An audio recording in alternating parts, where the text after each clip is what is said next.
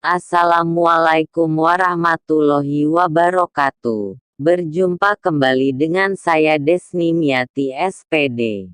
Pada kesempatan kali ini kita akan melanjutkan materi potensi kemaritiman di Indonesia, di mana pada video sebelumnya kita sudah membahas tentang potensi perikanan dan potensi hutan mangrove di Indonesia.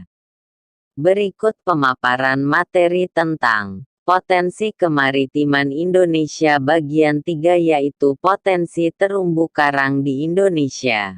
Ekosistem di Laut Indonesia tercatat sangat bervariasi, khususnya ekosistem di daerah pesisir. Ekosistem ini menopang kehidupan dari sekian banyak spesies. Indonesia merupakan rumah bagi hutan bakau yang sangat luas, serta menjadi rumah bagi terumbu karang yang luar biasa. Terumbu karang atau corak reef merupakan masyarakat organisme yang hidup di dasar perairan laut dangkal, terutama di daerah tropis. Terumbu karang tersusun terutama oleh jenis-jenis karang yang dapat membuat bangunan atau kerangka kapur dari kalsium karbonat, dan organisme lain yang hidupnya berasosiasi dengan karang tersebut. Terumbu karang berbeda dengan hewan karang, yaitu hewan yang tinggal di terumbu karang. Terumbu karang banyak ditemukan di perairan tropis seperti di Indonesia. Hal ini karena terumbu karang dapat tumbuh dengan baik di perairan laut dengan suhu 21 derajat sampai 29 derajat Celcius. Di atas atau di bawah suhu itu, pertumbuhan terumbu karang akan sangat lambat. Hal ini membuat sekitar 55% terumbu karang dunia berada di Indonesia. Terumbu karang juga hidup dengan baik di perairan yang dangkal kurang dari 18 meter dan dalam kondisi bersih. Ini karena terumbu karang membutuhkan cahaya matahari untuk berfotosintesis. Pertumbuhan karang membentuk terumbu pada kedalaman 18–29 meter sangat lambat, tetapi masih ditemukan hingga kedalaman lebih dari 90 meter. Selain itu, karang membutuhkan perairan dengan kadar garam tinggi, sehingga pertumbuhannya akan lambat di sekitar mulut sungai, pantai atau sekitar permukiman penduduk.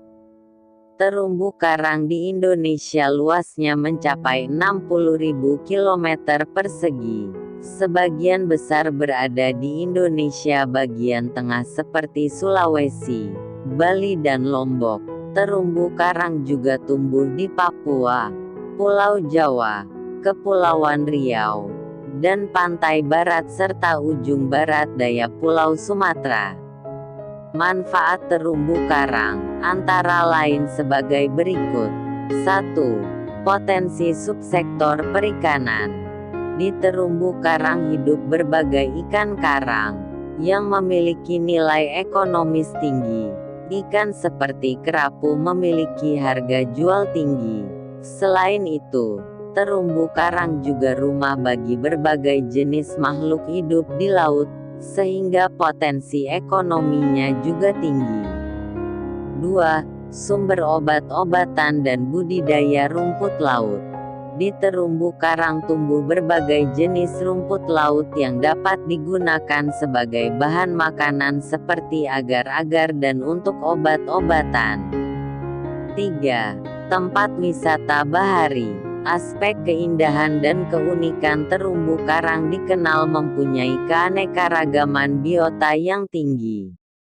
Hal ini membuat terumbu karang menjadi salah satu lokasi favorit pengunjung untuk melihat keindahan bawah laut.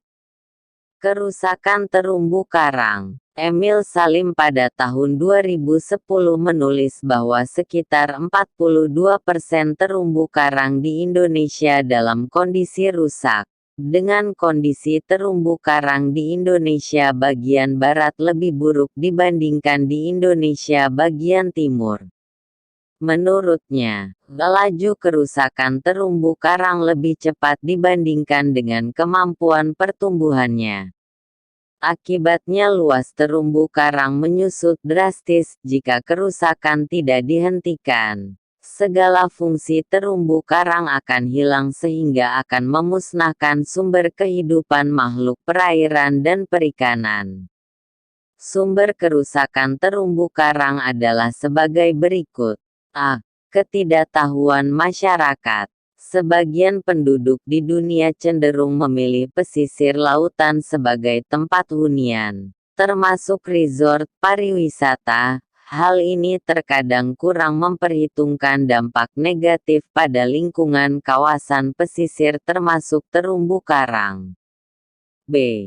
Kecenderungan orang mengambil jalan pintas tanpa memperhatikan akibatnya. Sebagian penduduk ada yang membuat rumah dari terumbu karang. Begitu pula untuk pembuatan jalan. Hal ini dapat mempercepat kerusakan dan hilangnya terumbu karang. C. Keinginan sebagian orang akan manfaat sebesar-besarnya dengan biaya sekecil-kecilnya. Untuk menangkap ikan hias dilakukan cara pengeboman atau menggunakan sianida. Mereka tidak berpikir kalau terumbu karang rusak.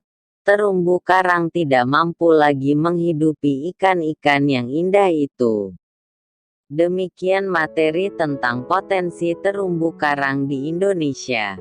Mari kita jaga lingkungan sekitar kita dengan merawat tanaman, membersihkan lingkungan, dan membuang sampah pada tempatnya. Semoga bermanfaat. Saya akhiri, wassalamualaikum warahmatullahi wabarakatuh.